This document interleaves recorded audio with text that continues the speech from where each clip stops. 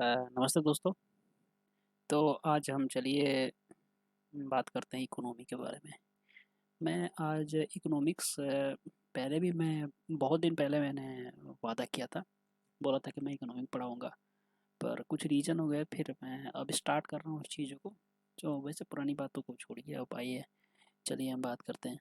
तो आज मैं ये टॉपिक आपको कवर करके इकोनॉमी या इकोनॉमिक्स करूँगा। ये बताऊँगा इकोनॉमिक क्या होता है, इकोनॉमिक्स क्या होती है, इसके बारे में मैं आज बात करूँगा आप लोगों से। और अगली चीज़ है कि मैं और भी स्लाइड्स हैं मेरे पास, देखिए हम बताते हैं ये ग्रोथ डी ग्रोथ इकोनॉमी के बारे में। उसके बाद अगला मैं बताऊंगा आपको यहाँ पे माइक्रो इकोनॉमिक्स के बारे में थोड़ी आपको जानकारी दूंगा। उसके बाद ये उसके मेजर फैक्टर जो होते हैं इकोनॉमिक्स के, इसके बारे में बात करूँगा। और ये थोड़ी मतलब इसकी चर्चा करूँगा capitalist socialist and mix economy के भी बारे में। तो चलिए चीज़ों को स्टार्ट करते हैं यहाँ पे बात के। तो सबसे पहले हम बात कीजिएंगे इकोनॉमिक्स एंड इकोनॉमिक। इकोनॉमी होता क्या है और इकोनॉमिक्स होता क्या है, ये दो चीज़ में आपको फैक्टर मतलब फ़र्क समझना है। तो सबसे बात करते हैं हम इकोनॉमी के बारे में। इकोनॉमी क्या होता है? ये एक सोशल एक्टिविटी होती है जहाँ पे लोग पीपुल प्रोड्यूस करते हैं, डिस्ट्रीब्यूट करते हैं, रिड्यूस गुड एंड सर्विस को। मतलब एक आप पर्टिकुलर एरिया को मान सकते हो, ये एक पर्टिकुलर एरिया के अंदर कोई भी चीज़ को प्रोड्यूस किया जाता है, उसके बाद डिस्ट्रीब्यूट किया जाता है। मतलब ये चल रही है बाइंग और सेलिंग की प्रोसेस, तो उसको इकोनॉमिक एक्टिविटी बोलते हैं, गुड्स एंड सर्विस। अब अब ये प्रोसेस चलती है प्रोड्यूस और डिस्ट्रीब्यूट को, तो ये आपको पता है कि ये गुड्स एंड सर्विस का इसमें यूज होगा, क्योंकि जो भी प्रोड्यूस होगा वो गुड्स हैं। और गुड्स जिसको ये गुड्स को प्रोड्यूस करने वाला है, जो करने वाला है वो सर्विस सर्विस के थ्रू ही करने वाला है, क्योंकि सर्विस करने वाला आदमी ही गुड्स सामान को बनाएगा। क्योंकि जैसे कि मान लीजिए कोई फैक्ट्री है, फैक्ट्री में एक मजबूत मजदूर है, मजदूर काम कर रहा है, तो काम कर रहा है तो वो गुड्स जो फैक्ट्री में जो बन रहा है वो एक सामान है, गुड्स ही तो है? जो काम करने वाला मजदूर है, तो काम करने वाला मजदूर वो एक सर्विस कर रहा है, और ये गुड्स है। गुड्स क्या होता है? प्रोड्यूस बनना है, प्रोड्यूस को बनाया जा रहा है। तो वही चीज़ होती है सोशल एक्टिविटी, पीपल प्रोड्यूस करते हैं एंड डिस्ट्रीब्यूट करते हैं, एक जगह से दूसरी जगह पर उस चीज़ को पहुंचाया जाता है। तो ये भी सर्विस के माध्यम से, ताकि उसको लोग परचेज करें, बाइज करें। हम्म? तो इसमें ये इसका फैक्टर होता है, प्रोडक्शन एंड कंजप्शन, दो चीज़ का मेन रोल होता है। तो इसी चीज़ को यहाँ पे बढ़िया तरीके से बताया गया है। तो मेन चीज़ यही होता है। तो अब इसमें अब पता है कि एक्सचेंज अगर किसी चीज़ की, जैसे यहाँ पे हम अ, अगर गुड से सामान है, सामान को आपने प्रोड्यूस किया, हाँ, और इसको यहाँ पे सेल किया तो सेल के बदले आपको क्या मिलेगा? पैसे मिलेगा। हम्म? पैसे मिलेगा, ये तो क्लियर हो गया। लेकिन पहले ज़माने में क्या होता था? पहले ज़माने में बार्टर सिस्टम होता था। बार्टर सिस्टम देखिए, यहाँ पर बार्टर सिस्टम के बारे में बात की है। बार्टर सिस्टम के बारे में, अगर आप मुझे 1 किलो गेहूँ दोगे तो मैं आपको आधा किलो चावल दूंगा। ये बार्टर सिस्टम होता था। मतलब एक चीज़ के बदले दूसरी चीज़ की अदला बदली करना, यह बार्टर सिस्टम होता है। तो यही इस चीज़ का मतलब लिखा हुआ है कि may be either exchange for other good and service. तो इसको बार्टर सिस्टम कर देते हैं, दूसरे गुड्स एंड सर्विस को एक्सचेंज के बारे में। तो यहाँ पे वाटर सिस्टम के, अब यहाँ पे आइए इकोनॉमी ग्रोथ किसे कहते हैं? तो इकोनॉमिक ग्रोथ देखिए, यहाँ पे दो चीज़ें हैं पे, यहाँ पे एक इकोनॉमिक ग्रोथ है और दूसरा एक इकोनॉमिक डेवलपमेंट है। देखिए यहाँ पे, तो इकोनॉमिक ग्रोथ का सबसे बड़ी रोल इसमें, थोड़ी सी इसको मैं क्लियर कर दूँ। इकोनॉमिक ग्रोथ का मतलब क्या होता है? इकोनॉमिक ग्रोथ यहाँ पे क्वांटिटी क्वांटिटिव ग्रो होता है। क्वांटिटिव का मतलब आप समझ सकते हैं एक नंबर वाइज।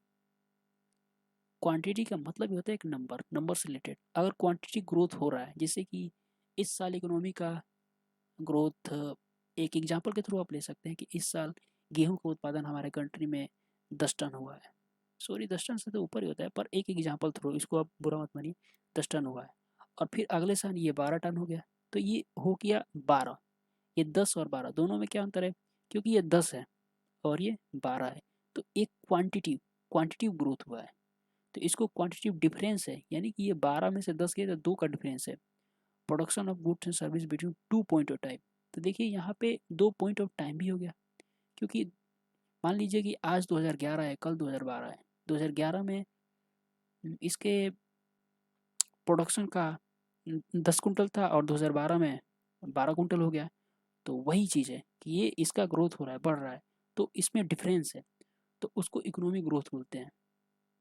और सीधी तरह से, सीधी सरल भाषा में बोलते हैं कि इस साल फ़ायदा हुआ है। अगर आप कहें कि पिछले साल की तुलना में इस साल फ़ायदा हुआ है, उसी को इकोनॉमिक ग्रोथ, तो ये सीधी भाषा में बोल सकते हैं। और डी ग्रोथ तो मतलब इस साल आपको घाटा हुआ है। पिछले साल हमने 10 कुंटल उगाया था और इस साल हमने 8 कुंटल ही गेहूँ उगाया है, तो इस साल इकोनॉमी का घाटा हुआ है। तो ऐसे भी आप एग्जाम्पल के थ्रू पर वो करते हैं। इसी को हम निगेटिव डिफरेंस के बदले ही कह सकते हैं। तो ये एक बहुत ही सरल एग्जाम्पल है, इससे आपको समझने में बहुत ही आसानी तरीका से पता चलेगा। अब अगली बार हम बात करते हैं इकोनॉमी डिप्लोमेट। इकोनॉमी डिप्लोमेट होता क्या है? तो जैसे कि आपने पहली बार में सुना था कि इकोनॉमिक ग्रोथ क्या होता है, वैसे ही इकोनॉमी डिप्लोमेट, डिप्लोमेट का सीधी और सरल भाषा में होता है किसी चीज़ का डिप्लोमेंट होना है। ये क्वांटिटिव से रिलेटेड नहीं है, ये एक क्वालिटिव से रिलेटेड काम करता है। इसमें चीज़ें जो होती है वो एक क्वालिटी वाइज डिप्लोमेंट होती है। एग्जाम्पल के थ्रू पे एजुकेशन ले लीजिए, हेल्थ लीजिए, इक्विटी लीजिए, government and non government policy लीजिए, फिजिकल पॉलिसी लीजिए, मॉनेटरी पॉलिसी लीजिए, इंडस्ट्रियल पॉलिसी लीजिए, एग्रीकल्चर से रिलेटेड चीज़ लीजिए। तो इन सब चीज़ों में क्वांटिटिव ग्रोथ नहीं होता है, जो भी होता है क्वालिटिव ग्रोथ ही होता है। एग्जाम्पल के थ्रू आप बात कर सकते हैं। एजुकेशन सिस्टम में, आप एजुकेशन सिस्टम में क्या दिखाएंगे? हाँ, कि क्या ग्रोथ हुआ है। हेल्थ सिस्टम में आपको ये क्वांटिटिव ग्रोथ नहीं होता है, हेल्थ में क्वालिटी भी ग्रोथ होती है। इक्विटी में भी अगर आप किसी चीज़ दिखाएंगे तो इसमें क्वालिटी। गवर्नमेंट की जो पॉलिसी होती है ये नंबर वाइज, इसमें नंबर वाइज तो ग्रोथ नहीं, तो गवर्नमेंट की पॉलिसी में कितना सुधार हुआ है, कितने सुधार हुए, तो ये सारी चीज़ होती है। इसमें एक डिप्लोमेंट होता है, इसमें क्वांटिटिव नंबर का मात्रा कोई नहीं होता है। तो ये था आपका इकोनॉमी डिप्लोमेंट। अब चलिए दोस्तों हम बात करते हैं इकोनॉमिक्स। इकोनॉमिक्स होता क्या है? तो ऊपर तो आपने इकोनॉमी पढ़ा था, इकोनॉमी में आपने सीधी मतलब जाना था कि किसी चीज़ के, एक कोई वस्तु है उसमें उसको प्रोडक्शन हो रहा है, कंजप्शन हो रहा है किसी एक पार्टिकुलर एरिया में, उसको इकोनॉमी बोलते हैं। ये एक सोशल एक्टिविटी को भी जन्म देता है, ऐसे कह सकते हैं। सोशल एक्टिविटी चलती है इसकी वजह से, ये भी कह सकते हैं।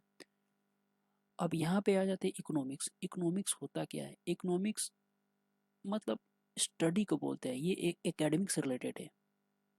अब यहाँ पे ये जो लिखा है 2 ग्रीक वर्ड से बना है, जैसे कि ओइको, ओइको का मतलब house and family house hold होता है, नोमोस मतलब लॉ होता है। तो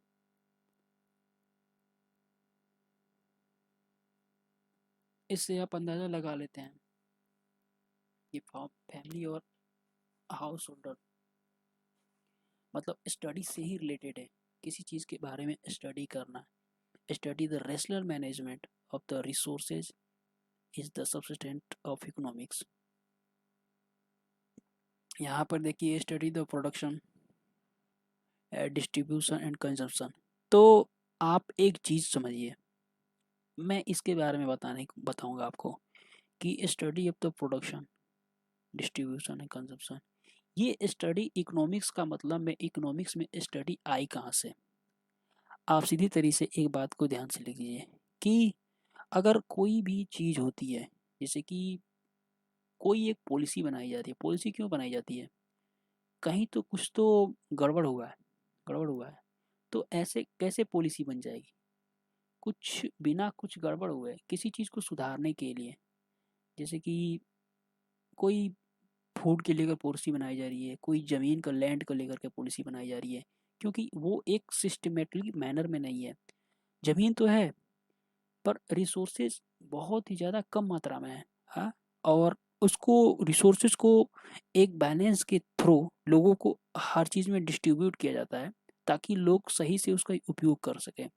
नहीं तो कई जगह ऐसा होता है कि किसी किसी के पास इतना ज़्यादा है कि उसको फले नहीं पड़े, किसी के पास इतना कम है। जैसे कि आप पहले के ज़माने में वो एग्जांपल ले सकते हैं कि जैसे किंग होते थे, मनसबदार से एकता प्रणाली, ये सब सारी चीज़ जो बनाई गई थी पॉलिसी थी, क्योंकि यार उन सब सारा सिस्टम में जो एक साहूकार होते थे उनके पास बहुत ज़्यादा ज़मीन होती थी, वो उनके पास किसी चीज़ की कमी नहीं थी, पर एक फार्मर होता था उसके पास ज़मीन की बहुत कमी होती थी। तो इसके लिए गवर्नमेंट ने पॉलिसी बनाई इसके बाद कि हाँ यार, ज़मीनों को भी हर एक किसान के पास डिस्ट्रीब्यूट किया जाए। तो ये एक लैंड से रिलेटेड चीज़ों को बनाया गया। तो इसका सीधी-सीधी मतलब है कि क्यों बनाया गया? जब वो स्टडी किया गया, स्टडी किया तब पता चला, तब वो रूल्स बनाए गए, तब ये पॉलिसी आई थी। तो इसी को वो बोलते हैं कि स्टडी किया जाता है। इकोनॉमिक्स में ही इन सब चीज़ों को स्टडी किया जाता है, कंजप्शन किया डिस्ट्रीब्यूशन कंजप्शन किया जाता है। तो आप समझ गए हो कि ये एक एकेडमी से रिलेटेड चीज़ है। अब इसमें भी 2 टाइप के आते हैं, जैसे कि माइक्रो इकोनॉमिक्स और मैक्रो इकोनॉमिक्स 2 टाइप में। तो इसके बारे में हम आगे बात करेंगे। अब अभी इकोनॉमिक्स के ही हम बारे में बात करते हैं कि स्टडी से रिलेटेड जो चीज़ें, जैसे कि वही बातें हैं कि पूरे इंडिया में, पूरे दुनिया के पॉपुलेशन का पूरे 50% पॉपुलेशन काउंट किया है तो सबसे पहले इंडिया में ही है। पूरी दुनिया का अगर पॉपुलेशन का उसका 50% भाग इंडिया का ही पॉपुलेशन अकेले काफ़ी है। और इंडिया के पास ज़मीन क्या है? 2.4% ग्लोबल है। पूरे दुनिया में जितनी ज़मीन है उसका 2.4% ही है। अब इतने बड़े पॉपुलेशन को, इतने बड़े लैंड पर ज़मीन पर उसको मैनेजमेंट करना, ये एक बहुत ही बड़ी चुनौती हो जाती है। इसीलिए इसको इकोनॉमिक्स के अंदर ही इसको स्टडी किए जाते हैं। स्टडी करने के बाद पॉलिसी बनाई जाती है। जैसे देखिए यहाँ पे land education rehabilitation and resettlement act 2030, इसको बनाया क्यों गया था? इसकी बनाया गया था कि ये किसान फार्मर वाली ही चीज़, जैसे मैंने आपसे पहले वाली बात की थी, फार्मर से रिलेटेड चीज़ें हुई थी। मामला होता था कि बहुत सारे ज़मीन किसी एक किंग के पास चाहे किसी एक साहूकार के पास पड़े हुए हैं और उसको ज़्यादा यूज कर रहा है, फार्मर के पास कम थी, तो उस ज़मीन को बांटा गया और चीज़ को डिस्ट्रीब्यूट किया गया इस पॉलिसी के थ्रू, इस एक्ट के थ्रू। और तब जाके फार्मर के पास एक सिस्टमेटिक वे मैनर में उनके पास ज़मीन आया और उसको वो लोग को खुशियाँ प्रदान करें। जाहिर सी बात है, सही है। उसके बाद और भी पॉलिसी है, जैसे वाटर स्कैरसिटी पर ड्राफ्ट नेशनल वाटर पॉलिसी आई NWM 2000 में। ये भी क्यों आई थी? क्योंकि यार इतनी बड़ी पॉपुलेशन में वाटर की तो कमी होगी ब्रदर, तो इसीलिए इसको यहाँ पे लाया गया। उसके बाद फूड स्कैरसिटी लॉ आएगा, ये लाया गया पब्लिक प्राइवेट पार्टनरशिप के थ्रू लाया गया था इंडिया में। ये भी क्यों लाया गया था? क्योंकि आप समझ सकते हैं कि जो फूड्स जो होते थे, जैसे कि अनाज जो होती थी, वो एक टाइम ऐसा आ गया था कि बहुत ज़्यादा हाईएस्ट रेट में जा रही थी। मतलब लोगों के पास पैसे थे लेकिन इतनी ज़्यादा महंगी चीज़ें मिलने लगी कि दिक्कत का सामना करना पड़ गया। तो ये लाया गया था पब्लिक प्राइवेट पार्टनरशिप से। इसके थ्रू सब्सिडी दी गई। गवर्नमेंट ने फूड वाली चीज़ों को सब्सिडी दी, पैसे दी, और पैसे देने के बाद चीज़ें सस्ती हुई और बहुत सारी चीज़ों को गवर्नमेंट ने स्टोरेज भी करना स्टार्ट कर दिया था ताकि टाइम पर आए तो फूड्स का प्रॉब्लम ना हो। अब चलिए हम बात करते हैं कि इकोनॉमिक्स में हमने बात की थी माइक्रो और मैक्रो लेवल की। तो यहाँ पे देखिए आ गया है वो टॉपिक, माइक्रो में मतलब स्मॉल और मैक्रो में से बात।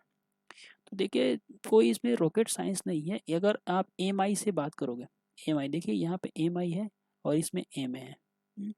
तो अब जानते हैं कि एम है, माँ मतलब बड़ा होता है, बिग्स होता है, इसलिए माइक्रो मतलब लार्ज हो गया और माइक्रो मतलब स्मॉल हो गया। तो ये इसका मतलब जनरल सी मीनिंग है, इसमें कोई ज़्यादा दिमाग लगाने की ज़रूरत नहीं है। ये जो बनता है कीन्स, जॉन मैनियार्ड केन्स, ये इसने सबसे पहले इसको इकोनॉमी का फादर ही बोलते हैं, समझ लो ये कि इकोनॉमिक्स का फादर है, मतलब पिता है, इसका जन्मदाता ही बोल दो। इसने बुक्स लिखी थी, the general theory of employment, interest and money. इस बुक से इसको पहचान मिली थी। और इन बंदे ने मतलब एक भगवान ही मान लो, इकोनॉमिक्स के जन्मदाता ही मान लो इन लोग को। तो ये बस इनके बारे में इतनी ही जानकारी हम दे सकते हैं आपको, और बाकी के इतना ही काफ़ी है। मैक्रो इकोनॉमिक्स, मैक्रो इकोनॉमिक्स होता क्या है? तो इसमें भी आप पहले बता ही चुके हैं, मैक्रो का मतलब लार्ज होता है। इसमें ग्रीक वर्ड मिला है मैक्रो, मैक्रो का मतलब लार्ज, यहाँ पे डिफाइन किया गया है। और लार्ज हो गया तो लार्ज से रिलेटेड चीज़ें होगी कि the study of economy of the whole. तो जो भी स्टडी करेगा ये लार्ज लेवल पे स्टडी करेगा, तो ये किस चीज़ पर?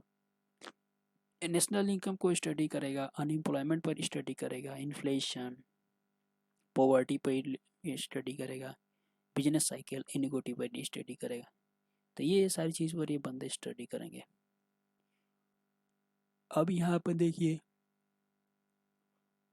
अब माइक्रो इकोनॉमिक्स के मेजर्स एरिया क्या क्या होते हैं, माइक्रो इकोनॉमिक्स किस चीज़ों को कवर करता है इसके बारे में। तो यहाँ पे ये बात की जा रही है नेशनल इनकम, ये नेशनल इनकम को कवर करता है। तो नेशनल इनकम क्यों कवर करता है? क्योंकि ये एक ब्राइट एंड ब्रॉड लेवल की चीज़ें होती है। पूरी एक कंट्री में नेशनल इनकम को काउंट करना बहुत मस्ट ज़रूरी होती है, क्योंकि इससे पता चलता है कि growth and process of the economy क्या होता है। क्योंकि हर एक साल की जो नेशनल इनकम होती है वो एक नेशनल की इनकम का स्रोत बताता है, कि पिछले साल इनकम क्या थी और इस साल इनकम में कितना ग्रोथ हुआ। इसलिए नेशनल इनकम का स्टडी बहुत ही मस्ट ज़रूरी है। और ये एक माइक्रो लेवल में भी आता है, आप समझ सकते हैं। माइक्रो मतलब बड़ा। इन्फ्लेशन, इन्फ्लेशन का मतलब महंगाई, आप समझते हैं। तो सीधी सी बात है, इंक्रीज द प्राइस लेवल, अगर प्राइस का लेवल इंक्रीज होता है इसको भी मेजरमेंट किया जाता है, वो WPI and CPI। WPI wholesale price index होता है, और कंज्यूमर प्राइस इंडेक्स होता है ये CPI। तो WPI और CPI के ये एक मेजरमेंट है, मतलब मापा जा सकता है इसके इन्फ्लेशन को। तो जो मापने पर इन्फ्लेशन की जो टेक्निक लगती है, और जो प्राइस लेवल इंक्रीज हुए इसकी टेक्निक को देखने के लिए ही मैक्रो इकोनॉमिक्स का हम यूज करते हैं। अगला आता है बिजनेस साइकिल। तो बिजनेस साइकिल में क्या है? जैसे कि साइकिल मूवमेंट हो गए, बॉटम, रिसेशन, डिप्रेशन। तो अब जानते हैं कि कोई भी एक इकोनॉमी के एक प्रॉपर वे में खड़े नहीं हो सकती है। उसमें बॉटम आएगा जब इन्फ्लेशन आएगी, तो बॉटम है, उसके बाद रिसेशन आएगा, रिसेशन के बाद फिर से उसमें डिप्रेशन आएगा, डिप्रेशन होने के बाद पॉलिसी लाई जाती है, सुधारी जाती है, तो फिर से उसमें दोबारा से रिकवरी होती है। तो इकोनॉमी का मतलब ये नहीं कि एक स्टेबल वे से इकोनॉमी चल रही है ना, उसमें ये से गोल चक्कर की तरह घूमता रहता है इकोनॉमी।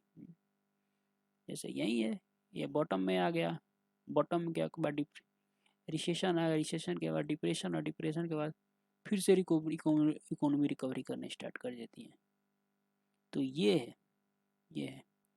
अब अगली बात करते हैं पॉवर्टी एंड एम्प्लॉयमेंट के बारे में। तो ये भी एक मेजर एरिया ही है स्टडी करने का मैक्रो इकोनॉमिक्स से। क्योंकि आप किसी भी कंट्री को पॉवर्टी को काउंट करोगे और उसकी एम्प्लॉयमेंट रेट को काउंट करोगे, तो पता चल जाए कि भी क्या क्या हमारे कंट्री में कमी है, किन किन चीज़ों को पूर्ति करना है। और एम्प्लॉयमेंट में इस चीज़ से पता है कि हमारे लोग हमारे कंट्री के कितना अर्न करने में सक्षम है, कहीं इसमें फेक मनी तो नहीं आ रही है चाहे। इससे में आप सब बता सकते हैं उनकी स्किल को भी डिप्लोमेट करके उसे अर्निंग लायक बनाओ। तो ये सारी चीज़ पॉलिसी उनके लिए बनाई जाती है।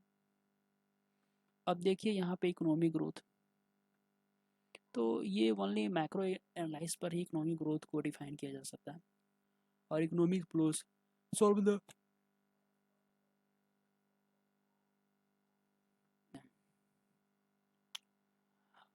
फिर से हम आइए यहाँ पे देखिए इकोनॉमी के बारे में बात की जाए, तो वही वाली पिछली वाली चीज़ें सोशल एक्टिविटी होती है। यहाँ पे पीपल प्रोड्यूस एंड डिस्ट्रीब्यूट करते हैं गुड्स एंड सर्विस का, आपको पहले बता ही चुके हैं। कोई गुड्स एंड सर्विस है उसको प्रोड्यूस एंड डिस्ट्रीब्यूट किया जाता है, प्रोड्यूस करके उसको डिस्ट्रीब्यूट किया जाता है, उसी को हम बोलते हैं गुड्स एंड सर्विस को इकोनॉमी। और आप जानते हैं कि सबसे पहले ये इसमें प्रोडक्शन और कंजम्पशन का बड़ा खतरनाक रोल है। जैसे कि मान लें किसी चीज़ में, यही है पुरानी वाली इकोनॉमी, कि अगर हम किसी चीज़ को प्रोडक्शन दे रहे हैं, कोई भी चीज़ है, अगर उसको प्रोडक्शन कर रहे हैं तो वो डिस्ट्रीब्यूट भी होगा है? और इसमें गुड्स एंड सर्विस का रोल भी होगा। तो इसमें जो भी चीज़ों को आप कर रहे हैं, जैसे कोई भी अगर वस्तु होता है, कोई भी सामान होता है, गुड्स होता है, आप उसको प्रोडक्शन करके यहाँ पे सेल कर रहे हैं, तो सीधी बात है कि चीज़ें एक्सचेंज हो रही है, यहाँ से आपको पैसे मिल रहा है किसी भी प्रोडक्ट्स को, तो यहाँ एक एक्सचेंज एक्टिविटी है, उसको हम एक्सचेंज एक्टिविटी, यहीं पर एक्सचेंज एक्टिविटी भी देखिए ये लिखा गया है, मैंने इसको लिखा, उसका मतलब वही होता है जो मैंने बताया। इकोनॉमी एक्टिविटी क्या होती है, अब ये भी इकोनॉमिक्स के अंदर एक टर्म है, जैसे बैंक हो गया, ट्रांसफ़र हो गया, प्लानिंग हो गया, एड्स हो गया, गवर्नमेंट पॉलिसी होती है, तो इसमें भी एक्सचेंज एक्टिविटी का रोल है। और अगला है non activity, non health activity हो गया, हेल्थ हो गया, एजुकेशन हो गया, इन्वायरमेंट हो गया, इन सब चीज़ों से भी रिलेटेड है, तो ये सब चीज़ें भी इकोनॉमी के अंदर ही आती हैं। एक्सटर्नल एक्टिविटी जैसे इंपोर्ट होता है, एक्सपोर्ट, एफडीआई, इंटरनल रिलेशन होते हैं, ये भी उस चीज़ के रिलेटेड आती है। तो ये इतना हम बात कर लिए हैं इकोनॉमिक्स के बारे में, micro economics, micro economics, major area, ये सारी चीज़ें हम लोगों ने बात की। अब एक स्लाइड छोटी सी बच जाती है, ये बात करते हैं उसके, इसमें आपको इकोनॉमी के बारे में, जैसे कि इकोनॉमिक सिस्टम क्या होती है, उसके बारे में थोड़ा सा ओवरव्यू दिया गया है। जैसे कि carry out the economy with particular area, capitalist होते हैं, सोशलिस्ट होती है, मिक्स होते हैं। तो आप मिक्स इकोनॉमी किसे कह सकते हैं, इंडिया की इकोनॉमी मिक्स इकोनॉमी है, कैपिटलिस्ट होती है, सोशलिस्ट होती है, 3 टाइप की इकोनॉमी होती है इकोनॉमिक सिस्टम को, ठीक है। तो चलिए दोस्तों, आज के वीडियो में इतना ही, उसके बाद मैं आगे आपसे बात करूँगा, बनाऊँगा वीडियो। तो वीडियो देखने के लिए आपका बहुत बहुत तहे दिल से धन्यवाद।